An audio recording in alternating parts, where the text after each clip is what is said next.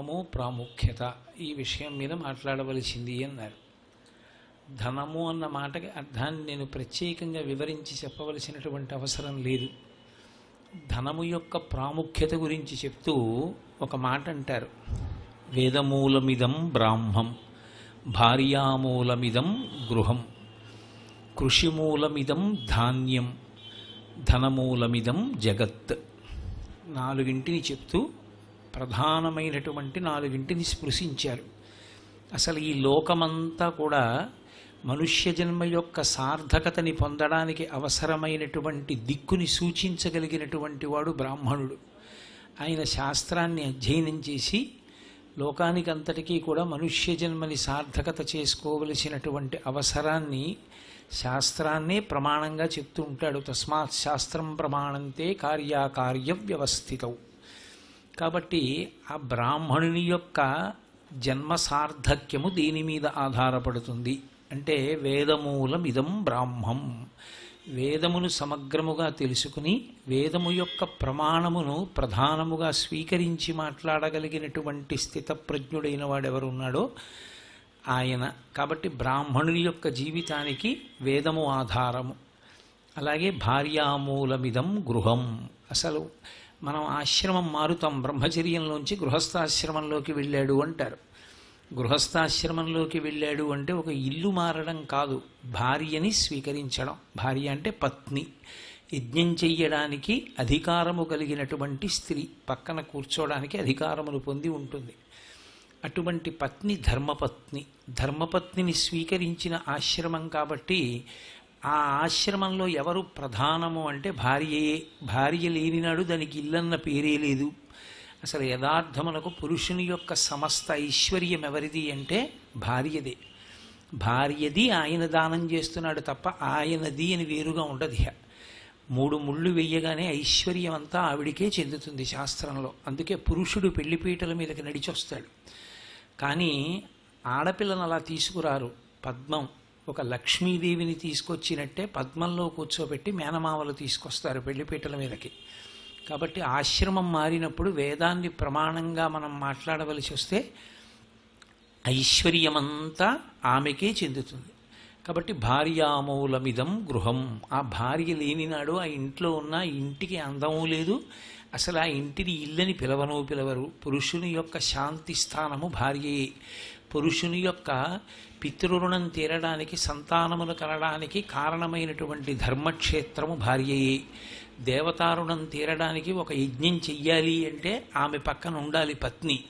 కడుపున పుట్టిన ఆడపిల్లని కన్యాదానం చెయ్యాలన్నా పక్కన భార్య ఉండాలి. ఆమె లేనినాడు పురుషునికి అసలు అధికారము లేదు, ఏ పుణ్యకార్యమును చెయ్యకూడదు.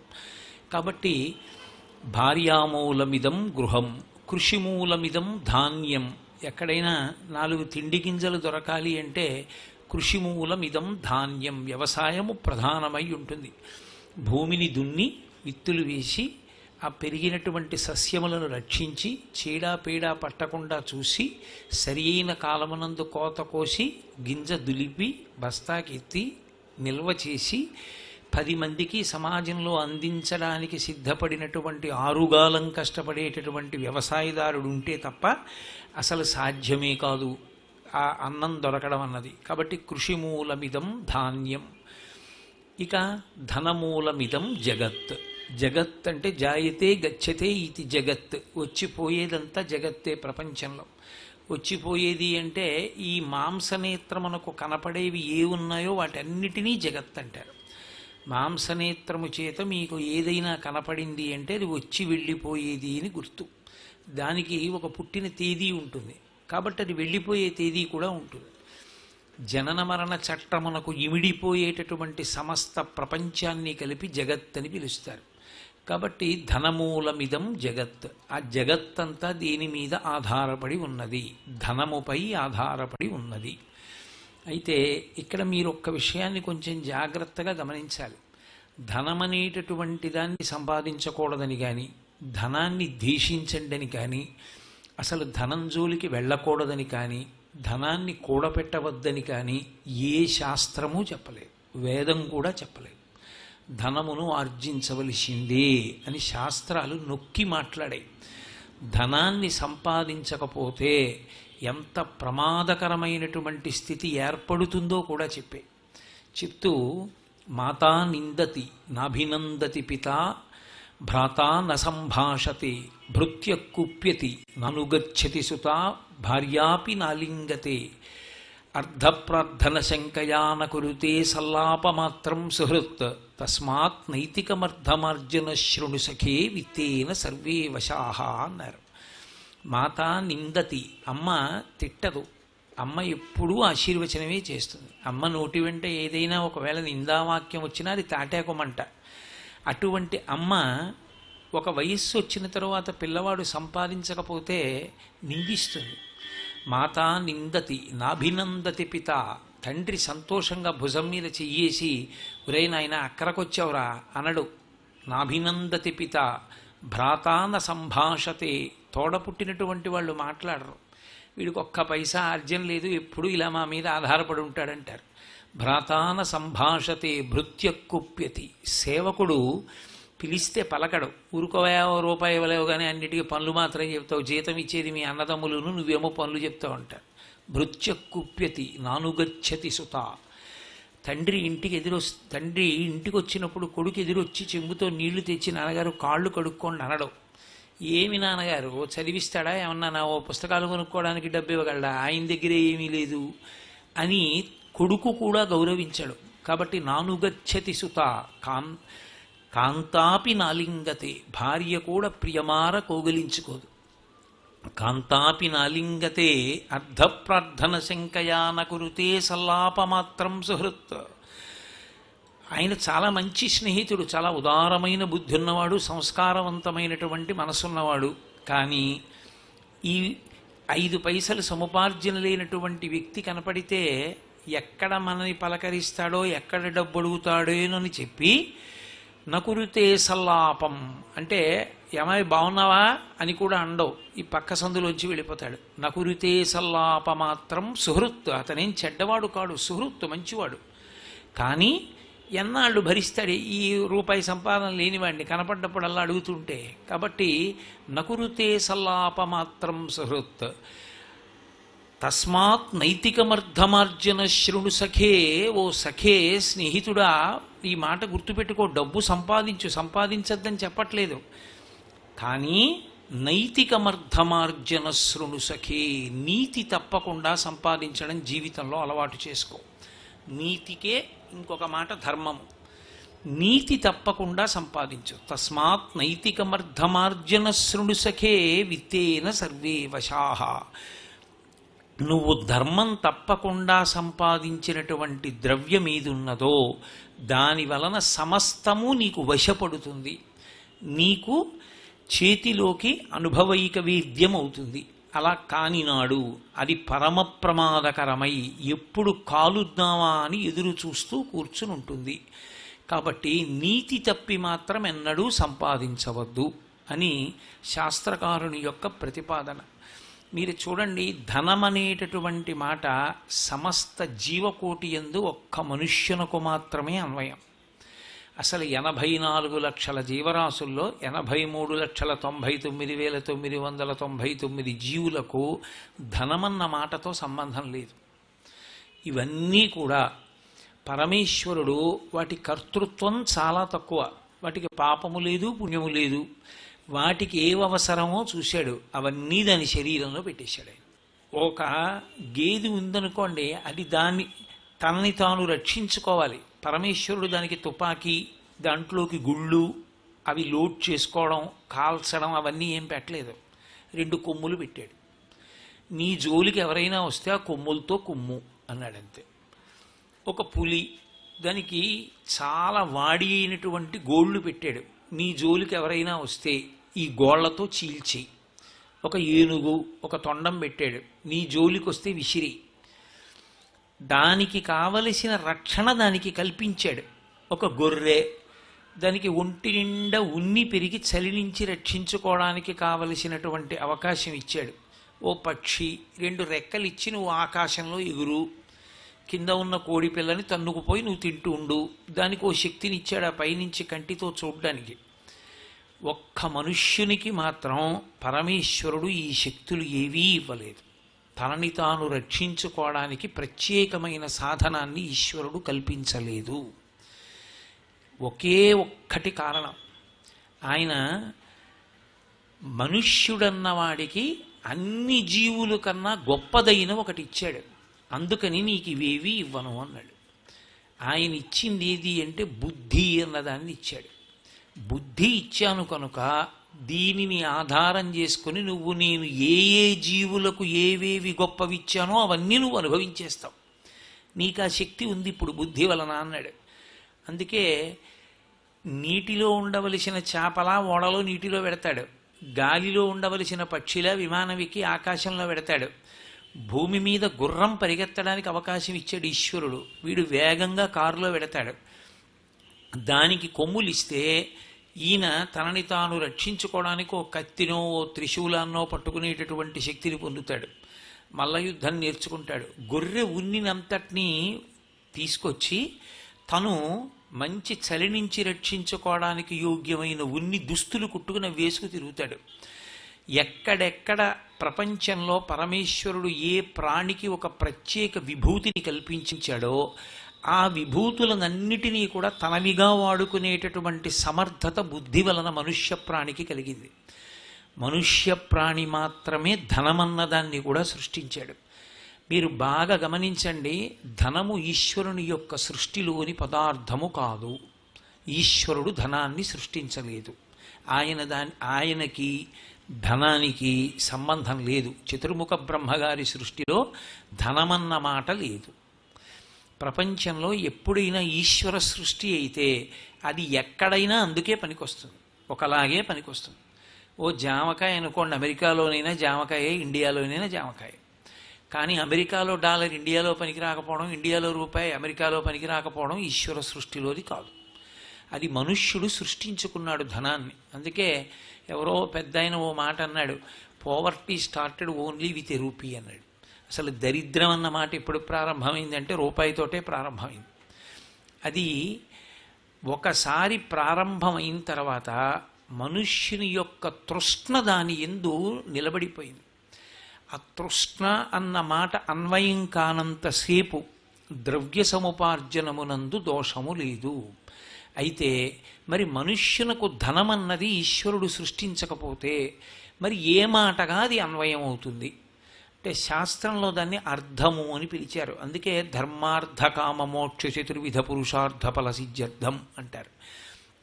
అర్థము అన్న మాటకు అర్థం ఏమిటంటే సమస్తమైనటువంటి భోగములను అనుభవించడానికి కావలసినటువంటి వస్తు సామాగ్రిని కలిగి ఉండాలనేటటువంటి పూనిక, దానికి అర్థము అని పేరు. భోగం అనుభవించడానికి ఏవి కావాలో అటువంటివన్నీ చేకూర్చుకోవడాన్ని, ఆ భోగాన్ని అనుభవించడానికి కావలసిన వస్తు సామాగ్రిని అంతటినీ కలిపి ఆ రాశిని అర్థము అని పిలుస్తారు. నేను మీకు ఇంకా బాగా అర్థమయ్యేటట్టు చెప్పాలంటే ఈ భోగము ఎవరి స్థాయిని బట్టి వాళ్ళకు ఉంటుంది. అందరి భోగము ఒక్కలా ఉండదు. మీరు చూడండి, ఒక్కొక్కడు ఉంటాడు, ఒక తాటాకు పాక భోగం, ఒకడికి రోడ్డు పక్కన పడుకోవడమే భోగం, ఆయన స్థాయి అంతవరకే ఉంటుంది. వేరొకడికి చాలా బయట ఎండగా ఉంటే లోపల చల్లగా ఉంటుంది, బయట చల్లగా ఉంటే ఆ బయట వేడిగా, బయట చల్లగా ఉంటే ఆయన లోపల వేడిగా ఉండేటట్టు చేసుకోగలడు. ఆయన ఎప్పుడూ కూడా తన మనసు ఏది బాగుంటుందంటుందో అటువంటి దాన్ని ప్రకృతికి విరుద్ధంగా కూడా తయారు చేసుకుని అనుభవించగలిగినటువంటి భోగములను ఏర్పాటు చేసుకునేటటువంటి ప్రయత్నాన్ని మనుష్య ప్రాణి ఒక్కడే చేస్తాడు. ఇది ఏర్పాటులో వచ్చినటువంటి క్రమమే ధనము. ఈ ధనము వలన ఏమవుతుంది అంటే దాని మీద సరి అయినటువంటి స్పష్టత, దాని గురించి ఒక అవగాహన లేనినాడు మనుష్య ప్రాణి దేనికి లొంగిపోతాడు అంటే తృష్ణకి లొంగిపోతాడు. తృష్ణ అన్న మాటకు అర్థం ఏంటంటే దానికి అంతేం ఉండదు. ఇంకా తృష్ణ అంటే కోరిక. మామూలు కోరికని తృష్ణ అనరు. తృష్ణ అని ఎప్పుడు పిలుస్తారంటే దాని వెంట పరిగెత్తడం ప్రారంభం అవుతుంది. ఇంకా మృగతృష్ణ అంటుంటారు. మృగతృష్ణ అంటే ఎక్కడో నీళ్లున్నట్లు కనపడుతుంది, పరిగెడుతూ ఉంటుంది ఆ జంతువు. మళ్ళీ అక్కడెక్కడో దూరంగా నీడ కనపడుతుంది. ఆ నీడ చూసి మళ్ళీ అది చెరువు అనుకుంటుంది, మళ్ళీ పరిగెడుతుంది.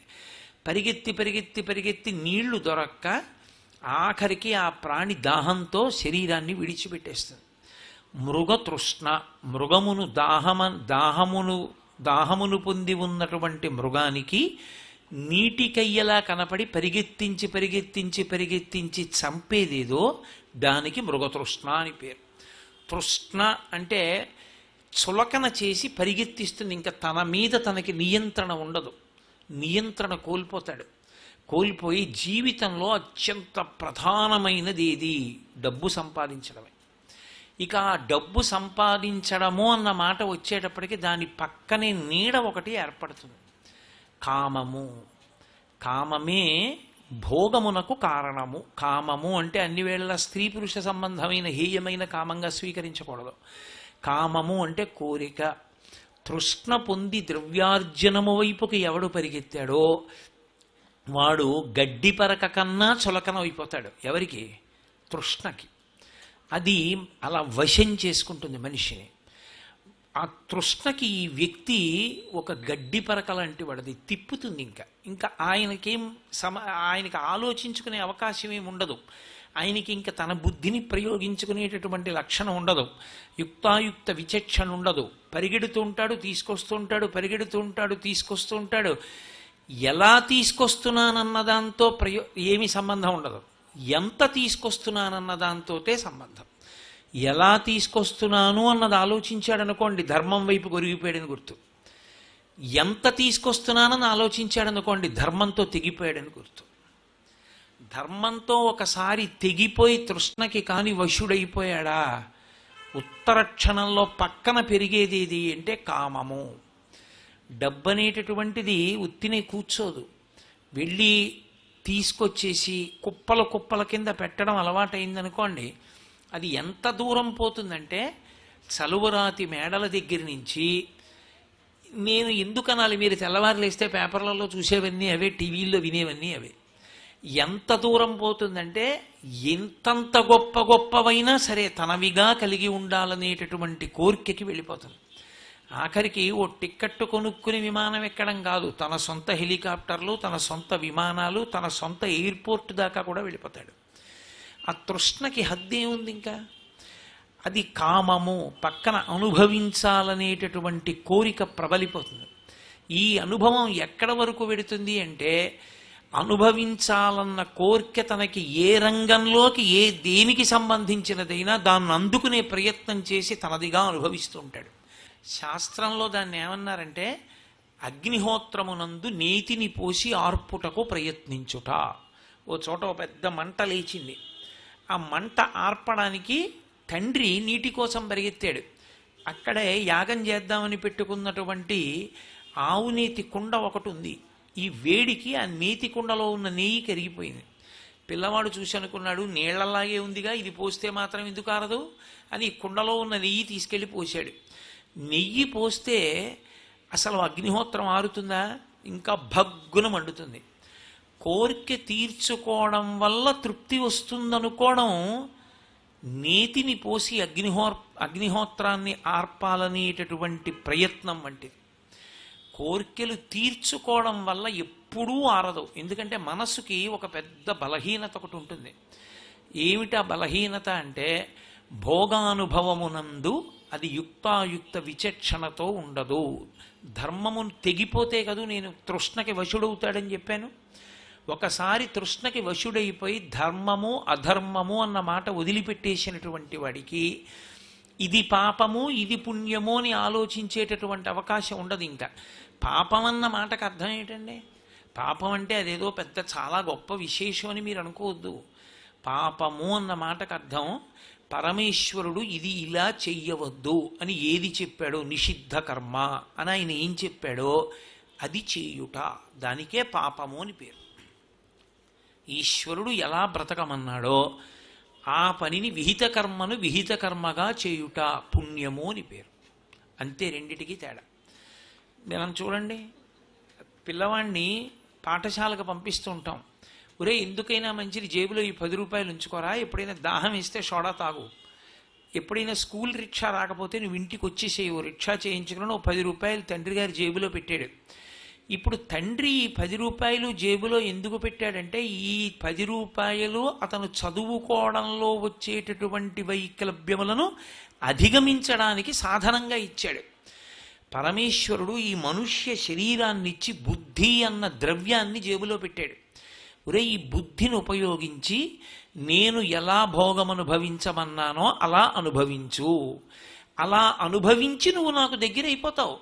నాన్నగారండి మీరు 10 రూపాయలు ఇచ్చారు, విపరీతమైన మబ్బేసేసిందండి, గాలి ఎక్కడ చూసినా చెట్లు పడిపోయే, ఏ రిక్షా కూడా 2 రూపాయలకు వచ్చేవాడు 20 రూపాయలు ఇస్తే కానీ రానన్నాడు నాన్నగారు, ఒక్క రిక్షావాడు మాత్రం 10 రూపాయలు ఇస్తే వచ్చాడండి అన్నాడు కొడుకు. పోన్లేరా నాయన, క్షేమంగా ఇంటికి వచ్చేసావు, పోతే పోయిందిలే 10 రూపాయలు అంటాడు తండ్రి. 10 రూపాయలు ఒకసారే ఖర్చు పెట్టేసినా తండ్రి కాదనలేదు, కానీ ఏ ప్రయోజనానికి ఖర్చు పెట్టారన్నది తండ్రికి కావాలి. ఈ సమస్త ప్రపంచమునందు భోగస్థానములను సృష్టించిన వాడు ఈశ్వరుడు ఒక్కడే, ఏ ఒక్కడికి దాని మీద అధికారం లేదు. జలపాతం పర్వతం మించి పడేటట్టుగా చేసిన వాడెవరు? ఈశ్వరుడే. ఒక గులాబీ పువ్వు రేకులు అందంగా విచ్చుకుని అంత అందంగా ఉన్న పువ్వులోంచి సౌరభం వచ్చేటట్టు చేసిన వాడెవరు? పరమేశ్వరుడే. ఒక రాతి మీద గంధపు చెక్కని పెట్టి అరగదీస్తే దాంట్లోంచి సువాసనలు వెలజల్లేటటువంటి చందనపు ముద్ద వచ్చేట్టు చేసినవాడు పరమేశ్వరుడే. అన్ని భోగములను ఆయనే సృజించాడు. ఆయనే వీణని ఇచ్చాడు, ఆయనే వేణువిచ్చాడు, ఆయనే సంగీతాన్ని ఇచ్చాడు, ఆయనే మంచి మంచి పర్వతాలు ఇచ్చాడు, గొప్ప పూతోటలు ఇచ్చాడు. ఇవన్నీ ఆయనే ఇచ్చాడు. ఇవన్నీ ఆయనే ఇచ్చి మీరు ఇవి ఏవైనా చూసినా విన్నా మిమ్మల్ని నేను పాతాళలోకానికి తొక్కేస్తానన్నాడు అనుకోండి, అప్పుడు ఈశ్వరుడు పైశాచికమైన మనస్తత్వం ఉన్నవాడు అనవలసి ఉంటుంది. ఆయన అలా అనలేదు. ఇవన్నీ నీకోసమే సృజించాను, ఇవన్నీ నీ కొరకే, బుద్ధి నీకే ఇచ్చాను, అందుకే నువ్వు అనుభవించు. అనుభవించడానికి కావలసిన ఉపకరణములు కూడా జేబులో పెట్టాడు. కన్నిచ్చాడు, కంటికి చూడగలిగిన శక్తి ఇచ్చాడు. కన్నిచ్చి కంటికి చూడగలిగిన శక్తిని తీసేశాడు అనుకోండి, మీరు ఒక్క క్షణం ఆలోచించండి, ఈ ప్రపంచంలో ఎన్ని భోగాలతో మీకు అనుభవం తెగిపోయింది. ఓ పర్వతం చూడగలరా, ధ్వజస్తంభం చూడగలరా, దేవాలయం చూడగలరా, కడుపున పుట్టిన కొడుకుని చూస్తారా, లేకపోతే దేవాలయంలో పరమేశ్వర మూర్తిని చూస్తారా, పూతోట చూస్తారా, ఏం చూస్తారో? చూడ్డానికి ఏం లేదు. ఇక్కడ కన్ను పెట్టి కంటికి చూడగలిగిన శక్తి పెట్టినవాడు ఆయనే, చెవిని పెట్టి చెవికి వినగలిగిన శక్తినిచ్చినవాడు ఆయనే. నువ్వు ఒక మధురమైనటువంటి సంగీతం ఉంటే విను, పక్షి కూత వినపడితే విను, భ్రమరము యొక్క ఝంకారమును విను, కొడుకు యొక్క వచ్చిరాని మాటలను విను, పెద్దలు చెప్పిన మంచి మాటలు విను. ఇన్నిటికీ కూడా సాధనంగా ఆయనే చెవిని పెట్టాడు. ముట్టుకున్నప్పుడు సంతోషాన్ని పొందడానికి, కొడుకు ముట్టుకున్నప్పుడు పొందే ఆనందాన్ని అనుభవించడానికి చర్మానికి, ఆ స్పర్శేంద్రియానికి ఆ శక్తిని ఇచ్చాడు, స్పర్శ శక్తిని. ముక్కుకి వాసన పసిగట్టగలిగిన శక్తిని ఇచ్చాడు. కంటికి చూడగలిగిన శక్తిని ఇచ్చి చూడడానికో వస్తువు అన్నది లేకుండా చేశాడు అనుకోండి. అసలు ప్రపంచమునందు ఏమీ లేవు, శూన్యం, కనుచూపు మేర ఏమీ ఉండదు అన్నాడు అనుకోండి. అప్పుడు కంటికి అర్థం ఏమిటి? ఇంకా కన్నిచ్చాడు, చూడడానికి ఎన్నో ఇచ్చాడు, కానీ ఒక్క నియమం పెట్టాడు. 10 రూపాయలు ఇచ్చి నేను కోరుకున్నట్టుగా ఖర్చు పెట్టని చెప్పిన తండ్రిలా ఈ భోగములను ఈ కంటితో అనుభవించేటప్పుడు నేను చెప్పినట్టు అనుభవించు అని చెప్పాడు. ఆయన చెప్పినట్టు ఎవడు అనుభవించాడో వాడు పుణ్యాత్ముడు. ఆయనేం కాదనలేదు. నీకు పాయసం తినాలనుందా, వండుకో, ఒకరికి ఒక గరిటెడు పాయసం పెట్టి మిగిలిన ప్రసాదాన్ని నువ్వు తీసుకో, ఈశ్వరుడికి చూపించి. నీకు ఒక మంచి పంచె కట్టుకోవాలనుందా, కట్టుకో, కాస్త పసుపు పెట్టి ఇది ఈశ్వరానుగ్రహం, పత్తి పండితే కదూ పంచి వచ్చింది, భూమికి పత్తి పండేటట్టుగా చేసిన అనుగ్రహం పరమేశ్వరుడిది శర్వుడిగా, కాబట్టి ఓ పసుపు పెట్టి ఈశ్వర ప్రసాదంగా ఓ పంచె కట్టుకో. నువ్వు 4 మాటలు చెప్పగలవా? చెప్పగలిగిన శక్తి ఆ ఈశ్వరుడే అని ఆయనకి నీ ప్రార్థన చేసి చిట్ట చివర ఆయనకి మంగళంతో పూర్తి చెయ్యి, అనుభవించు. ఏది అనుభవించినా ఈశ్వర ప్రసాదంగా అనుభవించు అన్నాడు. ఇప్పుడు ఈశ్వర ప్రసాదంగా అనుభవించు అన్నప్పుడు ఆయన ఇది ఇలా అనుభవించవద్దు అని కూడా చెప్పాడు. నువ్వు దీని జోలికి వెళ్ళడానికి వీల్లేదు, దీన్ని నువ్వు అనుభవించకూడదన్నాడు. మరి అటువంటప్పుడు ఆ వస్తువు ఎందుకు ప్రపంచంలో? అంటే ఆ వస్తువు తిన్నగా నీకు పనికి రాకపోవచ్చు, సంస్కరింపబడి పనికి రావచ్చు, వేరొకరికి పనికి రావచ్చు. ఓ పాము ఉంది, పాములో విషం ఉంది. పాములో విషం మనకి పనికి రాకపోవచ్చు, కానీ సంస్కరించి దాన్ని ఔషధిగా ఇచ్చే వైద్యుడికి పనికొస్తుంది. వైద్యుడు దాన్ని ఔషధం చేసి ఇస్తాడు, అప్పుడు అది వ్యాధి తగ్గిస్తుంది. పావుగా పొలంలో ఎలకల్ని పట్టి వ్యవసాయదారుణ్ణి కాపాడుతుంది. ఎవరికి పనికి రావాలో వాళ్ళకి పనికొస్తుంది. నీకెందుకు పావుతో ఆడుకోవడం? నువ్వు పావు జోలికి వెళ్ళకూడదు. పరమేశ్వరుడు ఈ సమస్త సృష్టి ఆయన చేతనే చెయ్యబడింది. జ్ఞానేంద్రియములు కర్మేంద్రియములు ఆయన వలనే ఇవ్వబడ్డాయి. పాపపుణ్య వివక్ష ఏ ప్రాణికి లేదు. ఆయన పెట్టిన వివక్ష అల్లా ఒక్క మనుష్య ప్రాణికి మాత్రమే. మనుష్యుడొక్కడే ఏది ఈశ్వరుడు చెప్పాడో అది చెయ్యాలి, ఏది ఈశ్వరుడు చెయ్యవద్దన్నాడో అది చేయకుండా ఉండాలి. మీరు ఈ విషయాన్ని కొంచెం జాగ్రత్తగా గమనించవలసి ఉంటుంది. మిగిలిన అన్ని ప్రాణులకి కలిపి ఒక్కటే ధర్మం, పశుధర్మం. దానికి ఇంకేం లేదు ధర్మం. అది దాని బుద్ధికి ఏం తోస్తే చేసేస్తుంది. శ్రీ ఉమామహేశ్వర పరబ్రహ్మార్పణమస్తు. స్వస్తి.